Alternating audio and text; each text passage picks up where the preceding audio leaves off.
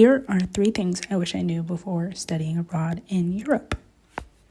Hi, I'm Jenny. I'm a third-year college student studying film and sociology, and in the first week of January, I moved to Galway, a city on the west coast of Ireland, for my spring semester.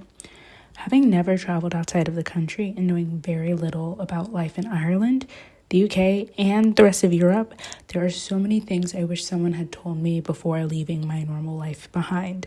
Number 1, don't be afraid to be alone. People neglect talking about how isolating studying abroad is. It should be obvious because you are a fish out of water. Additionally, you're at an age where the institution won't attend to your every need. You have the freedom to decide who you interact with and how you're going to do that. I, for one, studied at a school nobody from my home institution attended. Therefore, I was forced to put myself out there to make friends.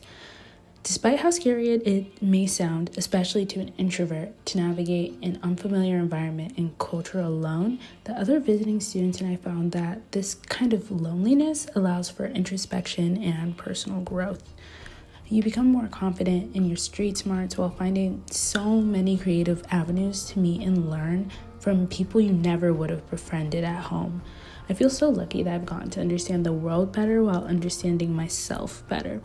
If you're hesitant about studying abroad solely because you're worried about feeling alone, that should not stop you. Trust me, all the students abroad you'll meet feel or have felt the same way. Even if you feel alone, you're not alone in your experiences. Number 2, embrace the shock. Step out of your comfort zone.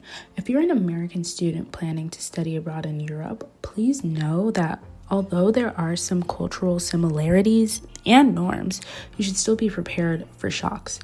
Whatever routine you built for yourself at home will not survive in the new environment, so you'll be forced to step out of your comfort zone. To adjust, you must try new and often very challenging things that stretch your brain in ways you didn't know were possible at this age. Many freshmen who complete their first year of college don't align closely with the person they were on the first day of college. Studying abroad is kind of like that.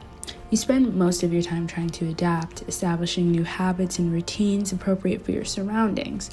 And once you fully acclimate to the campus, you're going home. For example, at Wesleyan, I get most of my exercise done through dance classes or going to the campus gym. However, my school abroad doesn't offer free dance classes or free gym access, but there are trails across the entire campus. So I started running.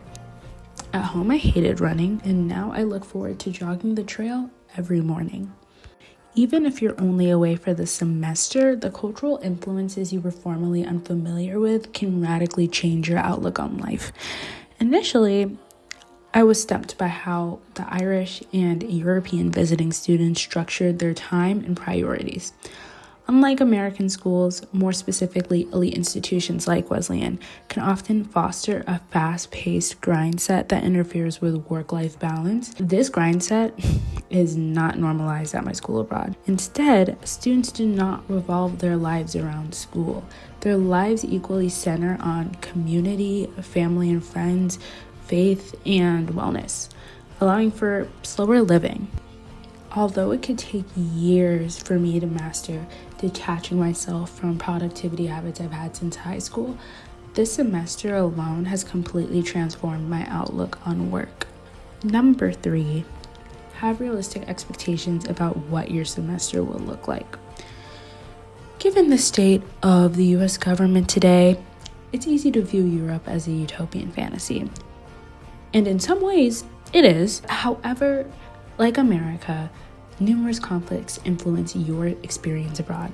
A lot of issues around poverty, discrimination, or even immigration are worldwide conflicts that one may fail to recognize unless exposed to them. Don't come to Europe with the impression that all social dilemmas from home will magically disappear. Being abroad taught me that the world is more interconnected than I thought or than how I was taught. In that same vein, you should also be realistic about how much exploration you can do across Europe. If your program or school doesn't already include excursions, it may be difficult to fit in the money and time to travel safely and effectively. I too fell for the trap of endless Instagram posts of students traveling somewhere new every single week. Since the countries are so close and the flights are so cheap compared to the US, it feels like a no-brainer. However, social media is fake, and we do not know the circumstances that got a student to that position, which can create unfair and harmful comparisons. They could have a very flexible academic schedule, and their family could be covering their expenses. Alternatively, they might be in debt and or failing all their classes. We'd have no way of knowing based exclusively on some Instagram posts. You can still have a fulfilling time abroad even if you don't travel across Europe. It is equally, if not more rewarding to explore the country you're studying abroad in. After all, you are here for education first, so it's up to you to consider and discover what enriches your learning.